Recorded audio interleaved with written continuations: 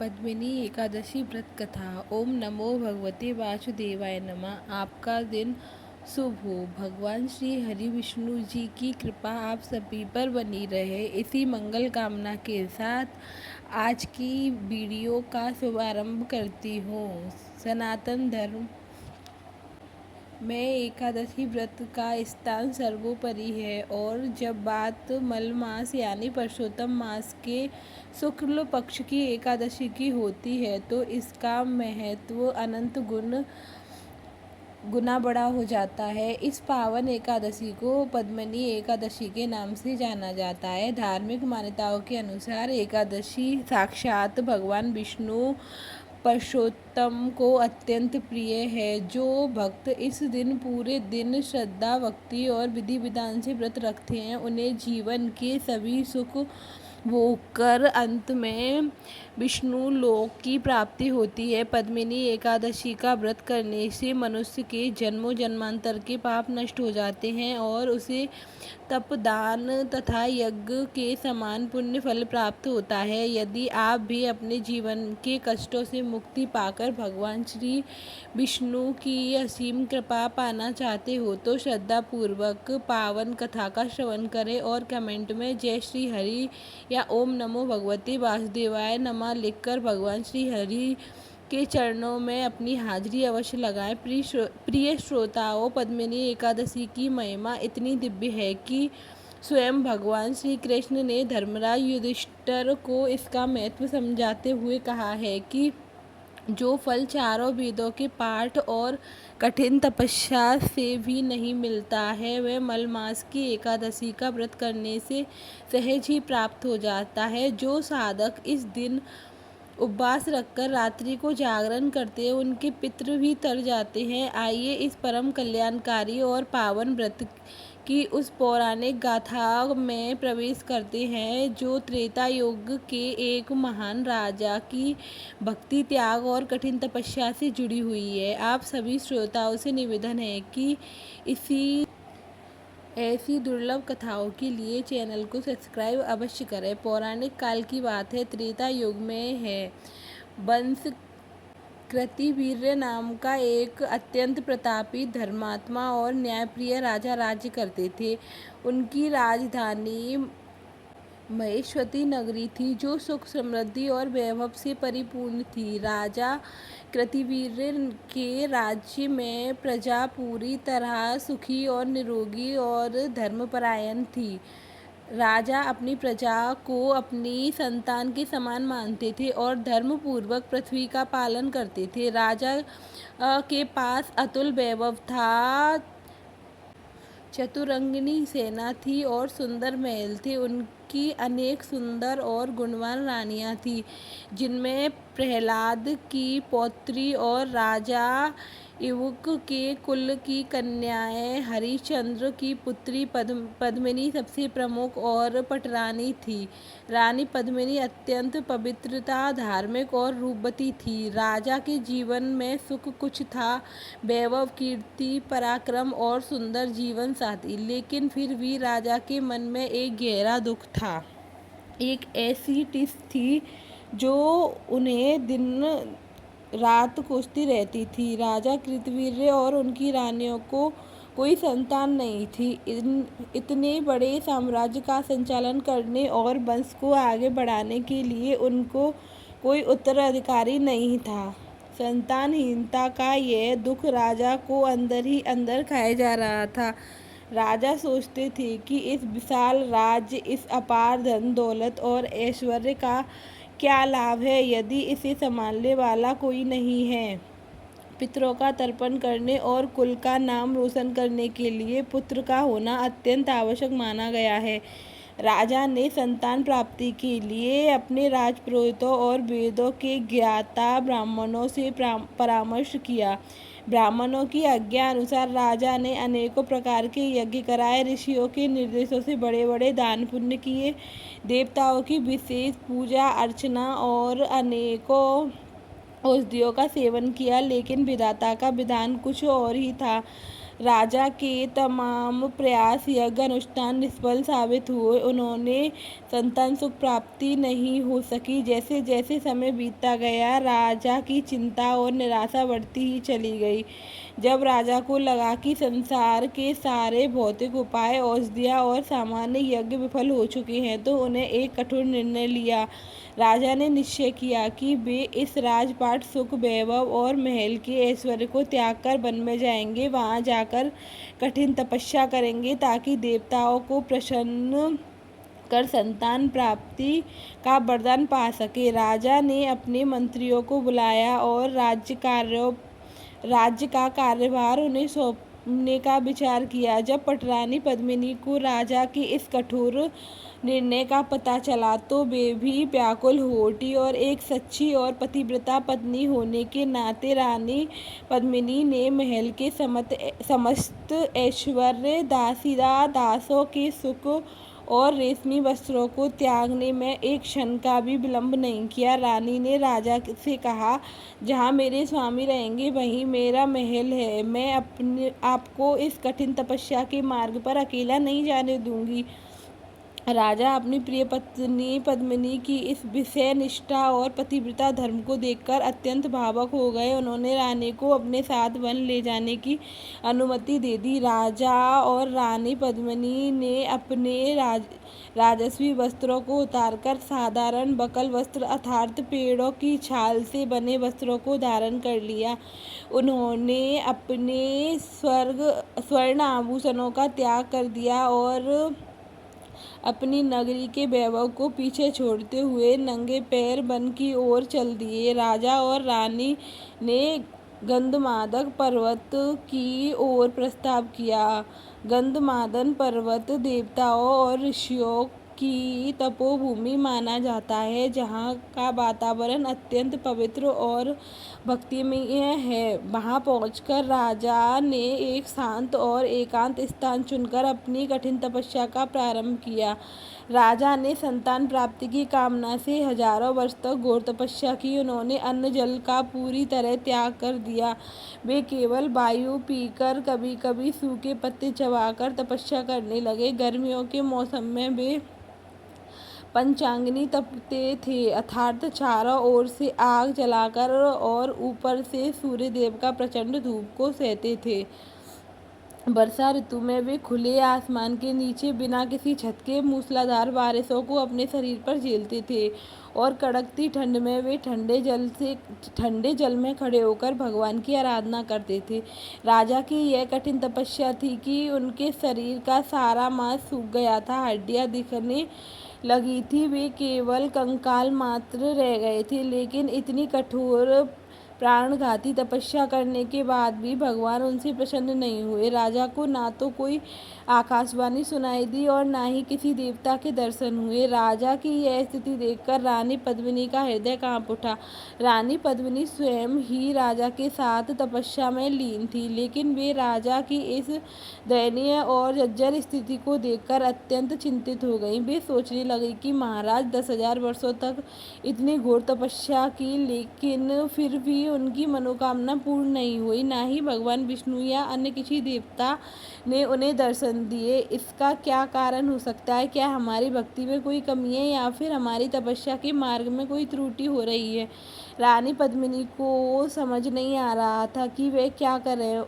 तब उन्होंने इस संकट से उबरने के लिए, सही मार्ग जानने के लिए परम बुद्धिमती और सती अनुसुईया जी की शरण में जाने का विचार किया। माता अनुसुईया जो महर्षि अत्रि की पत्नी थी, जिनकी पतिव्रता शक्ति सामने ब्रह्मा, विष्णु और महेश भी नतमस्तक हो गए थे, उस समय पास में ही निवास करती थी। वो रानी पद्मिनी अत्यंत व्याकुल होकर और भक्ति के साथ माता अनुसुईया के आश्रम की ओर चली गईं। उनके मन में केवल एक ही प्रार्थना थी कि वह किसी तरह राजा की तपस्या को सफल और उसके कुल के दीपक को प्राप्त हो सके। चलिए भक्तों, हम इसके अगले भाग में प्रवेश करते हैं। उससे पहले इस कथा के प्रभाव को बनाए रखने के लिए कमेंट में एक बार जय श्री हरि विष्णु जरूर लिख दें। माता अनुसुईया के आश्रम पहुंचकर रानी पद्मिनी ने उन्हें अत्यंत विनीत भाव से कहा, दंडवत प्रणाम किया। माता अनुसुईया ने जब रानी का सुकुमार शरीर को देखा, बकल वस्त्रों से लिपटे हुए, तपस्या के कारण दुर्बल देखा, तो उनका हृदय करुणा से भर आया। उन्होंने रानी को उठाकर गले से लगा लिया और बड़े ही स्नेहपूर्वक उन्होंने आने के कारण और उनके मन की संताप पूछे। रानी पद्मिनी ने हाथ जोड़कर अपनी आंखों में आंसू भरकर माता अनुसुईया से अपनी व्यथा कहानी शुरू की। रानी पद्मिनी ने अश्रुपूर्ण नेत्रों से माता अनुसुईया के चरणों के प्रणाम किए और करबुद्ध होकर अत्यंत करुण स्वर में कहा, परम वंदनीय पवित्र माताओं में श्रेष्ठ माता, मेरे पति महेश्वरी नगरी के राजा कृतवीर्य के संतान प्राप्ति की तीव्र कामना से पिछले 10,000 वर्षों से इस घोर वन में निराहार रहकर अत्यंत कठिन तपस्या कर रहे हैं। उन्होंने अपने शरीर का सुखाकर कंकाल बना लिया है। ऋतुओं के भयानक थप्पड़ों को हंसते हंसते सह रहे हैं, परंतु फिर भी साक्षात भगवान जनार्दन उनसे प्रसन्न नहीं हुए। हे माता, तपस्या में इतनी दीर्घ अवधि बीत जाने पर भी हमें ना तो भगवान के दर्शन प्राप्त हुए हैं, ना हमारी मनोकामना पूर्ण हुई है। मैं अपने स्वामी के इस कष्टों को मरण तुल्य स्थिति को देखकर अत्यंत व्यथित हूँ। कृपया करके मुझे कोई ऐसा उपाय बताइए, कोई ऐसा मार्ग दिखाइए जिससे भगवान विष्णु शीघ्र प्रसन्न हो जाएं और महाराज की तपस्या सफल हो जाए। हमारे सूने आंगन में संतान की किलकारी गूंज उठे। रानी पद्मिनी की यह मर्मस्पर्शी और धर्मसंगत बात सुनकर माता अनुसुईया का हृदय वात्सल्य और करुणा से भर आया। उन्होंने अपनी दिव्य दृष्टि से सब कुछ जान लिया था। माता अनुसुईया ने रानी पद्मिनी को सांत्वना देते हुए बड़े ही मधुर और धीमे स्वर में कहा, कल्याणी, तुम तनिक भी निराश मत हो। तुम्हारे पतिदेव के देव भगवान विष्णु के अनंत भक्त हैं और तुम्हारे पति भक्ति भी वंदनीय है। महाराज की तपस्या में कोई कमी नहीं है, परंतु विधाता के विधान के अनुसार कुछ विशेष पुण्यों का उदय होना भी अभी शेष है। तुम्हारी इस व्याकुलता को देखकर मैं तुम्हारे एक अत्यंत गुप्त और परम मंगलकारी उपाय बताती हूँ, जो साक्षात नारायण को प्रसन्नता का सर्वोत्तम साधन है। यदि आप भी माता अनुसुईया के इस परम पावन दिव्य उपाय को जानना चाहते हो तो श्रद्धापूर्वक इस कथा को सुनते रहें और कमेंट में जय लक्ष्मी नारायण अवश्य लिखें। माता अनुसुईया आगे बोली, हे सुखमुखी, प्रत्येक 3 वर्ष के अंतराल में एक ऐसा मास आता है जिसे समाज में मल मास या अधिक मास या पुरुषोत्तम मास कहा जाता है। यह मास भगवान श्री कृष्ण यानी पुरुषोत्तम भगवान का सर्व स्वरूप है। इस पावन मास के शुक्ल पक्ष में जो एकादशी आती है, जिसे पद्मिनी एकादशी के नाम से जाना जाता है, यह एकादशी तिथियों में शिरोमणि है और भगवान विष्णु को प्राणों से भी अधिक प्रिय है। इस दिन किए गए व्रत, जागरण, कीर्तन मनुष्य को के असंभव से असंभव कार्य को भी सिद्ध कर देते हैं। यदि तुम और तुम्हारे पति राजा कृतवीर्य मिलकर इस पद्मिनी एकादशी का व्रत पूरी श्रद्धा और नियम और निष्ठा के साथ करोगे तो भगवान पुरुषोत्तम तुम पर अवश्य द्रवित होंगे और तुम्हें एक ऐसा पुत्र प्रदान करेंगे जो संसार के कीर्तिमान और अजय होगा। माता अनुसुईया के मुख से पद्मिनी एकादशी व्रत की यह अद्भुत महिमा सुनकर रानी के मुरझाए हुए मुख पर प्रसन्नता की लहर दौड़ गई और उनके नेत्रों में आशा की एक नई ज्योति चमक उठी।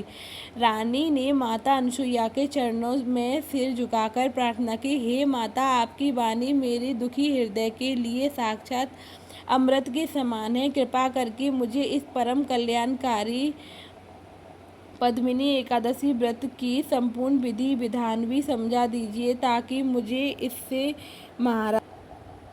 महाराज से इस महाव्रत के पालन में कोई भूल ना हो सके। भक्तों, माता अनुसुईया द्वारा बताई गई इस पावन व्रत की विधि अत्यंत ध्यान देने योग्य है, इसलिए वीडियो को बिना स्किप किए पूरा देखें और ऐसी दुर्लभ शास्त्र कथाओं के लिए हमारे चैनल को सब्सक्राइब करना मत भूलिए। माता अनसुईया ने रानी पद्मिनी को व्रत की विधि समझाते हुए कहा कि रानी एकादशी का व्रत दशमी तिथि से प्रारंभ हो जाता है। दशमी के दिन कांसे के पात्र में भोजन नहीं करना चाहिए, सात्विक हल्का भोजन ग्रहण करना चाहिए। दशमी की रात्रि को पूर्ण ब्रह्मचर्य का पालन करते हुए भूमि पर शयन करना चाहिए। इसके पश्चात एकादशी के दिन प्रातःकाल सूर्य उदय से पूर्व ब्रह्म मुहूर्त में उठकर किसी पवित्र नदी, सरोवर या कूप पर जाकर स्नान किया जाना चाहिए। स्नान करते समय मिट्टी, तिल, कुसा और आंवले के चूर्ण का उपयोग करना अत्यंत शुभ माना जाता है। स्नान के बाद स्वच्छ वस्त्र धारण कर भगवान सूर्यदेव को अर्घ्य देना चाहिए और फिर भगवान श्री हरि विष्णु के मंदिर में या स्थान पर जाकर व्रत का संकल्प लेना चाहिए। माता अनसुईया ने विस्तार से बताते हुए कहा कि संकल्प के पश्चात साक्षात भगवान पुरुषोत्तम, राधा कृष्ण या लक्ष्मी नारायण की सुंदर प्रतिमा को स्थापित कर उन्हें पंचामृत से स्नान कराना चाहिए। तत्पश्चात सुगंधित चंदन, अक्षत, पुष्प, धूप, दीप और ऋतु फलों से भगवान को भोग लगाना चाहिए। इस दिन निराहार रहकर उपवास करने का विधान है। यदि शरीर अत्यंत निर्मल हो तो केवल जल या फलाहार लिया जा सकता है, परंतु पूर्ण उपवास का फल अनंत गुना है। एकादशी के पूरे दिन मुख से केवल भगवान के नाम और संकीर्तन, ओम नमो भगवते वासुदेवाय महामंत्र जाप और उनकी लीलाओं का स्मरण करना चाहिए। किसी की निंदा, क्रोध या असत्य भाषण से व्रत खंडित हो जाता है, इसलिए मन, वचन और कर्म की पवित्रता अत्यंत आवश्यक है। माता अनसुईया ने व्रत के सबसे महत्वपूर्ण अंग पर प्रकाश डालते हुए कहा कि पद्मिनी, इस व्रत की असली महिमा इसकी रात्रि में छिपी है। एकादशी की संपूर्ण रात्रि को सोना नहीं चाहिए। रात्रि के चारों पहर में भगवान विष्णु की विशेष पूजा आरती करनी चाहिए। प्रथम पहर में नारियल, द्वितीय पहर में बेलपत्र, तृतीय पहर में नारंगी और चतुर्थ पहर में सुपारी तथा लौंग के द्वारा भगवान को अर्घ्य प्रदान करना चाहिए। पूरी रात भक्तों के साथ मिलकर शंख, घड़ियाल और मृदंग की थाप पर प्रभु का भजन, कीर्तन और नृत्य करना चाहिए। इसके बाद द्वादशी के दिन प्रातःकाल पुनः श्री कृष्ण की पूजा करके योग्य और विधान ब्राह्मणों को प्रेम पूर्वक भोजन कराना चाहिए और सामर्थ्य अनुसार उनको दान दक्षिणा देनी चाहिए और फिर स्वयं पारण करके व्रत को पूर्ण करना चाहिए। जो इस प्रकार व्रत करता है उसकी झोली भगवान खुशियों से भर देते हैं। रानी पद्मिनी ने माता अनसुईया के वचनों को अपने हृदय में अंकित कर लिया। वे माता अनसुईया का आशीर्वाद लेकर अत्यंत हर्षित मन से पुनः गंधमादक पर्वत पर अपने स्वामी राजा के पास लौट आई। वन की कठोर तपस्या से अत्यंत क्षीण हो चुके राजा को रानी ने अत्यंत आदर और प्रेम से माता अनसुईया द्वारा बताई गई पद्मिनी एकादशी व्रत के बारे में सब कुछ विस्तार से बताया। राजा को भी अपनी पटरानी की बात सुनकर भगवान की कृपा पर पूर्ण विश्वास हो गया। वे दोनों उत्सव को और उत्कंठ से मलमास की प्रतीक्षा करने लगे। कुछ ही समय पश्चात यह पावन पुरुषोत्तम मास आया और उसमें शुक्ल पक्ष की पद्मिनी एकादशी का आगमन हुआ। राजा रानी पूरे उत्साह से पूर्ण श्रद्धा के साथ व्रत की तैयारी प्रारंभ कीजिए। चलिए भक्तों, आज राजा और रानी कि इस कठिन साधना और एकादशी व्रत के प्रभाव को हम कथा में अगले भाग में सुनेंगे। यदि आपको भगवान विष्णु की यह महिमा आनंदित लग रही हो तो कमेंट में जाकर जय श्री कृष्ण जरूर लिखना। एकादशी तिथि के आते ही राजा ने और रानी ने माता अनसुईया के द्वारा बताए गए अत्यंत कठिन और पावन विधि के अनुसार व्रत अनुष्ठान प्रारंभ किया। उन्होंने ब्रह्म मुहूर्त में स्नान कर हाथों में जल लेकर संतान प्राप्ति का मोक्ष की कामना कर पद्मिनी एकादशी के व्रत का कड़ा संकल्प लिया। राजा के जर्जर शरीर में भी न जाने कहां से एक अद्भुत अलौकिक ऊर्जा का संचार हो गया था, जो केवल साक्षात हरि भक्त के बल से ही संभव है। पद्मिनी एकादशी के पावन प्रभात में सूर्य देव की प्रथम किरण के साथ राजा और उनकी रानी अपनी कठिन साधना का शंखनाद किया। दोनों ने साक्षात परशुराम भगवान श्री हरि विष्णु के विग्रह के सम्मुख बैठकर हाथ में गंगाजल तुलसी दल पुष्प लेकर अत्यंत श्रद्धापूर्वक व्रत का संकल्प लिया। राजा ने अत्यंत गदगद कंठ से प्रार्थना की, हे चराचर जगत के स्वामी शरणागत वात्सल्य नारायण, मैं अपनी संतानहीनता के कष्ट से मुक्त और आपके परम पद की प्राप्ति के लिए यह महाव्रत का अनुष्ठान कर रहा हूँ। हे प्रभु, मेरी इस भूल चूक को क्षमा करना और मेरी भक्ति को स्वीकार करना। राजा और रानी ने पूरे दिन निराहार रहकर तिनके का भी सहारा न लेते हुए साक्षात श्री हरि चरणों में अपना ध्यान केंद्रित किया। यदि आप भी भगवान के इस अलौकिक प्रभाव को महसूस कर रहे हैं तो कमेंट में जय श्री हरि विष्णु अवश्य लिखें। माता अनुसुईया के निर्देश अनुसार जैसे ही सूर्य देवता अस्ताचल की ओर बढ़े तो संध्या का आगमन हुआ। व्रत का सबसे कठिन और दिव्य चरण यानी रात्रि जागरण प्रारंभ हुआ। राजा और रानी ने गंधमादक पर्वत की उस कंदरा को सुगंधित धूप दीप और पुष्पों से सजाया। प्रथम पैर में बेल उपस्थित होने पर राजा ने वैदिक मंत्रों कर बीच में भगवान विष्णु आदि के अनंत स्वरूप को पूजन किया। अत्यंत श्रद्धा के साथ नारियल अर्घ प्रदान किया। वन का वह एकांत वातावरण शंख की ध्वनि, घंटियों के नाद और ओम नमो भगवते वासुदेवाय के यह मंत्र से गुंजायमान हो गया। राजा और रानी के मुख पर भूख प्यास या थकान का कोई चिन्ह नहीं था। उनके चेहरे पर केवल हरि भक्ति की एक अनोखी अलौकिक चमक बिखरी हुई थी। प्रिय श्रोताओं, ऐसी ही दिव्य और पावन कथाओं को निरंतर जुड़े रहने के लिए हमारे चैनल को सब्सक्राइब करें। रात्रि का द्वितीय पहर आते ही वातावरण और अधिक गंभीर और भक्तिमय हो गया। ठंडी हवाएं चल रही थी, परंतु राजा और रानी प्रभु की आराधना को पूरी तरह लीन थे। द्वितीय पहर में उन्होंने भगवान श्री हरि को बेलफ और अर्घ देते हुए रानी अपने मधुर स्वर में भगवान विष्णु के मंगलकारी भजनों का गान कर रही थी, जिसे सुनकर वन के हिंसक पशु पक्षी भी अपने हिंसक प्रवृत्ति को भूलकर शांत भाव से एकत्रित होने लगे। साक्षात प्रकृति भी उस महाव्रत की साक्षी बन रही थी।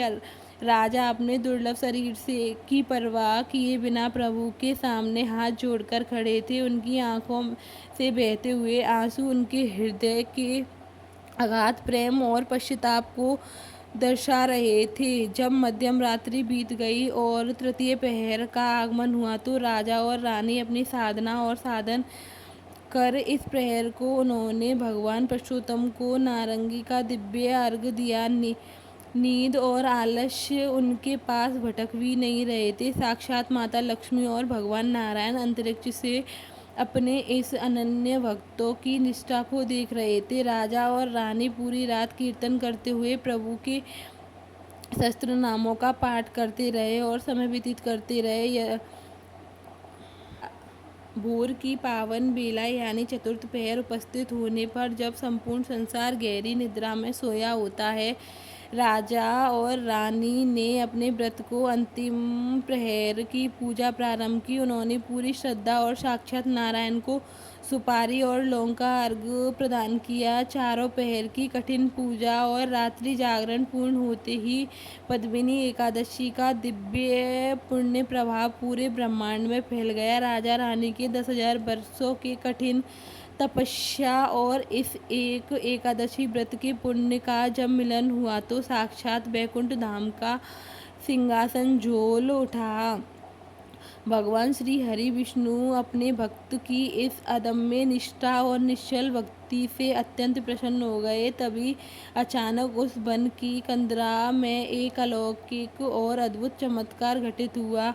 संपूर्ण वन क्षेत्र करोड़ों करोड़ों सूर्यों के समान एक साथ दिखने लगे। आकाश से देव धुंधुमियाँ बजने लगी, गंधर्व मधुर गान करने लगे और आकाश से परिजात के पुष्पों की वर्षा होने लगी। उस दिव्य प्रकाश के पुंज के मध्य से साक्षात शंख चक्र गदा और पद्म धारण किए हुए पीताम्बरधारी गरुड़ वाहिनी भगवान श्री हरि विष्णु प्रकट हो गए। भगवान के मुख पर मंद मंद मुस्कुराहट थी और उनके नेत्रों में करुणा की एबरल धारा बह रही थी। भगवान नारायण की ऐसी अत्यंत सुंदर मनोहारी अलौकिक रूप को देखकर राजा और रानी सुधबुध खो बैठे। दोनों ने तुरंत भगवान के चरणों में साष्टांग दंडवत प्रणाम किया। राजा की आंखें प्रेम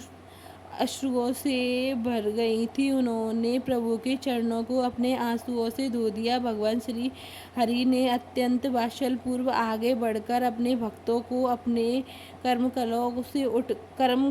कमलों से उठकर खड़ा किया। भगवान विष्णु ने अत्यंत गंभीर और मधुर वाणी में कहा, हे राजन कल्याणी पद्मिनी, मैं तुम्हारे इस कठिन साधना, अटूट निष्ठा और विशेष रूप से इस पद्मिनी एकादशी महाव्रत से अत्यंत प्रसन्न हूँ। मल मास की यह एकादशी मुझे प्राणों से भी प्रिय है और तुमने इसका पालन अत्यंत शुद्ध भाव से किया है। तुम्हारे जीवन के समस्त पापों और बाधाएं अब नष्ट हो जाएंगी।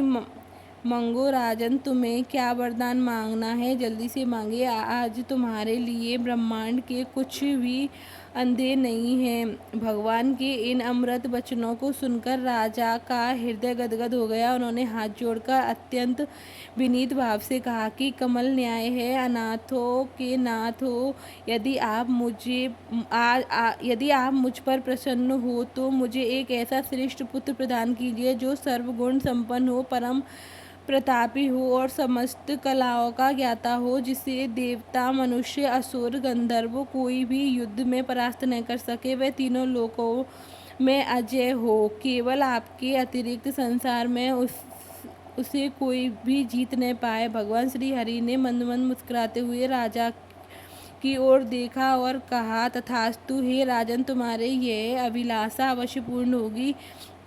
तुम एक ऐसा ही महाप्रतापी और अजय पुत्र प्राप्त होगा जो संसार की कीर्ति को नई ऊंचाइयों को छुएगा। भगवान विष्णु द्वारा दिए गए अद्भुत वरदान से इसके बाद अलौकिक घटनाओं को हम कथा के अगले भाग में सुनेंगे। कथा के इस दिव्य प्रभाव का पुण्य लाभ उठाने के लिए भी आप सभी भी राधे राधे जरूर लिखना। जय लक्ष्मी नारायण। भगवान विष्णु ने राजा और रानी पद्मावती को पद्मिनी को आशीर्वाद देकर अंतर्ध्यान होने से पूर्व कहा, राजन अब तुम दोनों अपने राज्य में वापस लौट जाओ, तुम्हारा कल्याण होगा और संसार तुम्हारी इस भक्ति को योगों योगों तक स्मरण रखेगी। भगवान के अंतर्ध्यान होते ही संपूर्ण वन पूर्ण सामान्य हो गया, परंतु राजा और रानी का हृदय अब परम शक्ति और असीम आनंद से सराबोर था। भगवान श्री हरि विष्णु और अलौकिक वरदान प्राप्त करने के पश्चात राजा और रानी आनंद के साथ अपने 10,000 वर्षों के तप और पद्मिनी एकादशी व्रत के परम पावन पुण्य बलीभूत हो चुका था। भगवान के अंतर्ध्यान होने के बाद राजा और रानी ने गंधमादक पर्वत की उस पावन तपोभूमि को संकष्ट प्रणाम किया और इसके पश्चात द्वादशी तिथि के शुभ बिहान में उन्होंने माता अनसुईया के आश्रम जाकर उनके चरणों से शीश नवाया और उन्होंने कोटि कोटि धन्यवाद दिया। माता अनसुईया ने हर्षित होकर राजा रानी को सुख प्राप्त करने का आशीर्वाद दिया। राजा और रानी पूरे राजस्वी गौरव और एक अभूतपूर्व संतोष के साथ अपने प्रिय राजधानी नगरी में वापस लौट पड़े। जब राजा की प्रजा को यह समाचार मिला कि उनकी प्रिय राजा रानी कठिन तपस्या पूर्ण कर साक्षात भगवान विष्णु का वरदान पाकर नगर में वापस आ रहे हैं, तो संपूर्ण नगरी में उत्साह का माहौल छा गया। गलियों की तोरणों और फूलों से सजावट हो गई, घर घर में घी के दीपक जलाए गए, शंख की ध्वनि, राजा के भव्य स्वागत किया गया। राजा ने पुनः राजपाट संभाला और धर्म पूर्वक शासन करने लगे। इस पुण्य कथा के प्रभाव को अंत तक श्रवण करें। कुछ समय व्यतीत होने के पश्चात पद्मिनी एकादशी व्रत के दिव्य पुण्य प्रभाव से रानी पद्मिनी एक अत्यंत सुंदर, ओजस्वी, अलौकिक कांति युक्त पुत्र को जन्म दिया। उस बालक के जन्म लेते ही मानो संपूर्ण राज्य में खुशियों की वर्षा होने लगी है। वेदों के ज्ञाता विद्वान ब्राह्मणों ने बालक के गृह शास्त्रों को देखकर भविष्यवाणी की कि बालक संसार का अद्वितीय, पराक्रमी, अजय, महान शासक बनेगा। राजा कीर्तिवर्धन ने उस बालक का नाम कर्तवीर्य अर्जुन रखा, जो इतिहास के शास्त्र अर्जुन के नाम से भी जाना जाता है। साक्षात भगवान पुरुषोत्तम के वरदान से उत्पन्न होने के कारण वह बालक सामान्य मनुष्यों से सर्वथा भिन्न था, असीमित शक्तियों का स्वामी था। अर्जुन जैसे जैसे बड़ा हुआ, उसकी पराक्रम, बुद्धि और बल की कीर्तियों की चारों दिशा में फैलने लगी। उसने महान ऋषियों के सानिध्य में रहकर वेदों, शास्त्रों और समस्त अस्त्र शस्त्रों की विद्या में निपुण प्राप्त कर ली। जब वह युवा हुआ तो राजा ने उसका राज्याभिषेक कर दिया और स्वयं प्रभु को ध्यान करते हुए परम पद को प्राप्त हो गए। राजा बनते ही अर्जुन ने अपने कठिन साधन और भगवान की कृपा का शस्त्र 1000 भुजाएं प्राप्त की, जिसके कारण उसका नाम शस्त्रार्जुन पड़ा। उसकी भुजाओं में अथाह बल था और उसका पराक्रम ऐसा था कि साक्षात काल भी उसके सामने आने से भयभीत हो जाए। ऐसे पावन और अद्भुत पौराणिक कथाओं के लिए हमारे चैनल को सब्सक्राइब जरूर करें। उसने अपने बाहुबल से संपूर्ण पृथ्वी को जीत लिया था। उसके राज्य में किसी भी प्रकार का अन्याय, चोरी या अधर्म नहीं होता था। वह साक्षात पद्मिनी एकादशी व्रत के पुण्य की साक्षात प्रतिमूर्ति था। उसने हजारों भुजाओं का बल इतना प्रचंड था कि अकेले ही पूरे चतुरंगिनी सेना को धूल चटा सकता था। संसार का कोई राजा, योद्धा, असुर, गंधर्व उसके सामने टिकने का साहस नहीं करता था। वह पूरी पृथ्वी का चक्रवर्ती सम्राट बन चुका था। पूरी नगरी वैभव, सतयुग के देवी देवताओं के नगर अलकापुरी के समान प्रतीत होने लगा था। एक बार की बात है, रावण, जो लंका का अत्यंत अभिमानी, क्रूर, प्रतापी था, उसकी यात्रा निकल रही थी। रावण ने अपनी शक्तियों की मदद में चूर होकर संसार के अनेकों राजाओं को परास्त किया था और वह स्वयं ब्रह्मांड का सबसे शक्तिशाली योद्धा समझने लगा था। अपनी सेना के साथ घूमते हुए रावण नर्मदा नदी के तट पर पहुंचे, जहां मैत्री नगरी स्थित है। नर्मदा का विशाल और निर्मल जल प्रवाह देखकर रावण अत्यंत प्रसन्न हुआ और उनसे वहां रुककर भगवान शिव बालू की शिवलिंग बनाकर पूजा करने का निश्चय किया। यदि आपको यह प्रसंग रोचक लगे तो वीडियो पूरा देखें। उसी समय चक्रवर्ती साम्राज्य अपनी रानियों के साथ जल विहार करने के लिए उसी नर्मदा नदी के तट पर पहुंचे। राजा ने देखा कि उनकी रानियां जल में क्रीड़ा करना चाहती हैं, परंतु नदी का वेग अत्यंत तीव्र है। अपनी रानियों के सुख के लिए राजा ने खेल ही खेल में अपनी 10,000 भुजाओं को फैलाकर नर्मदा नदी के उस विशाल और तीव्र जल के प्रवाह को पूरी तरह रोक दिया। राजा के अद्भुत अकल्पनीय कारण नर्मदा का पानी पीछे की ओर बहने लगा और नदी जल स्तर तेजी से ऊपर उठने लगा। नर्मदा नदी के जल का प्रवाह विपरीत दिशा में मुड़ जाने के कारण ही दूरी तक जहाँ रावण बैठकर शिव की पूजा की तैयारी कर रहे थे, वहाँ अचानक बाढ़ जैसी स्थिति उत्पन्न हो गई। रावण द्वारा बनाई गई मिट्टी के शिवलिंग, उसकी पूजा की समस्त सामग्री तीव्र जल प्रवाह से बह गई। रावण का ध्यान भंग हो गया। वह अत्यंत क्रोधित हो उठा। उसने अपने मंत्रियों को आदेश दिया कि तुरंत जाकर पता लगाओ कि किस दुष्ट ने नर्मदा शांत की है और उसके प्रभाव को रोका है, खंडित किया है। मंत्री को जब सत्य का पता लगाने गए तो उन्होंने देखा कि एक परम प्रतापी राजा अपनी हजारों भुजाओं से नर्मदा के वेग को रोके हुए है। उसका यह समाचार सुनकर रावण के अहंकार की गहरी ठेस पहुंची और वह युद्ध के लिए मचल उठा। लंकापति रावण के महामंत्रियों ने जब नदी के तट पर जाकर देखा कि एक महाबली योद्धा सहस्त्र भुजाओं से नर्मदा के प्रवाह को खिलौने की तरह रोका है तो वे आश्चर्यजनक हो गए। उन्होंने लौटकर राजा को सारा वृतांत सुनाया और उन मंत्रियों की बात सुनकर अभिमानी रावण क्रोधित होकर 7वें आसमान पर पहुंच चुका था। उसने अपने अहंकार के मत से चूर होकर कहा कि संसार में ऐसा कौन सा दुष्ट पैदा हो गया जिसे लंकापति रावण की पूजा के विधान को टलने का दुस्साहस किया। मैं अभी जाकर उसका वध कर देता हूँ। रावण अत्यंत वेग के साथ रथ पर सवार होकर राजा के पास पहुँचे।